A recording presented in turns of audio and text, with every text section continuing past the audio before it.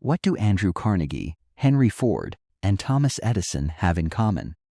According to Napoleon Hill, they all followed the same hidden set of principles to build their fortunes, and he spent over 20 years studying them to figure out what those principles were. The result was Think and Grow Rich, published in 1937, and it's still one of the best-selling self-help and success books of all time. Let's break down its core ideas. Principle 1. Desire. Hill argues that every achievement starts with a burning, specific desire, not a vague wish.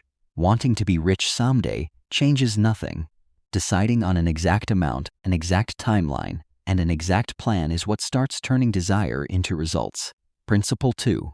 Faith. Faith, in Hill's sense, isn't necessarily religious. It's a deep, unshakable belief in your own ability to achieve your goal, even before you have proof it will work. He argues this belief has to be built deliberately, through repetition and self-talk, not just felt naturally. Principle 3. Autosuggestion. This is the practice of feeding your subconscious mind repeated, specific messages about your goals. Hill was one of the earliest popular writers to argue that repeating your written goals aloud, with emotion, daily, actually reshapes how your mind approaches problems and opportunities. Principle 4. Specialized knowledge. General knowledge, Hill says, doesn't attract money. Specialized knowledge, organized and directed toward a clear goal, does. He also makes an important point here. You don't need to personally hold all the specialized knowledge yourself. You can acquire it through education or by surrounding yourself with people who already have it. Principle 5. Imagination. Hill separates imagination into two types: reproducing existing ideas in new ways and creating entirely new ideas. He argues that every fortune starts as an idea, and the ability to imagine new combinations of existing resources is one of the most underrated skills in wealth building. Principle 6. Organized planning. A goal without a plan is just a wish. Hill emphasizes building a concrete, actionable plan and being willing to revise that plan as many times as necessary. He also stresses building what he calls a mastermind group, a small circle of people whose combined knowledge and support push you further than you could go alone. Principle 7. Decision. Hill studied successful people and found a pattern. They made decisions quickly and changed their minds slowly, if at all. People who fail, on the other hand, tend to make decisions slowly and change their minds often, usually influenced by the opinions of others. Principle 8. Persistence. This is one of the most repeated ideas in the whole book.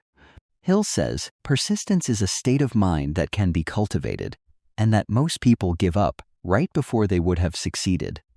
He outlines specific habits that build persistence: a clear purpose, a strong desire, self-reliance, and a definite plan you follow consistently. Principle 9.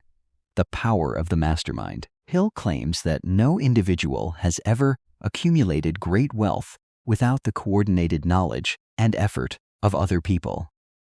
Two or more minds working together in harmony toward a common goal, he argues, generate a kind of combined intelligence greater than what either person could produce alone. Principle 10. The mystery of sex transmutation. This is one of the more unusual chapters in the book. Hill argues that strong emotional and creative energy, including the energy behind desire and passion, can be redirected or transmuted into drive, creativity, and ambition toward your goals. Principle 11. The subconscious mind. Hill believed the subconscious mind acts on whatever thoughts you feed it most consistently, whether those thoughts are helpful or harmful. This is why he pushes so hard on written goals, repeated affirmations, and controlling negative self-talk. Principle 12. The brain. Writing decades before modern neuroscience, Hill theorized that the brain works like a broadcasting and receiving station for thought.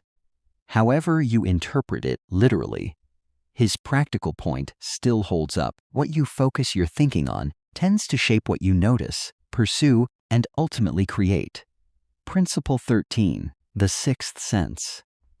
Hill describes this as the point where all the other principles come together, a kind of intuition or wisdom that develops after long, disciplined focus on a goal. He frames it less as something mystical and more as the natural result of deeply immersing yourself in your objective. Finally, Hill spends real time addressing what he calls the 6 ghosts of fear: the fear of poverty, criticism, ill health, loss of love, old age, and death. He argues these fears are the invisible force behind most failure and procrastination, and that recognizing them by name is the first step to overcoming them. So, what's the big takeaway from Think and Grow Rich? Success isn't an accident, and it isn't reserved for people with special talent or luck. Hill's core argument, repeated across all 13 principles, is that focused thought, backed by persistent action and a clear plan, is the real starting point of every fortune ever built. As Hill put it in the book's most famous idea, whatever the mind can conceive and believe, it can achieve.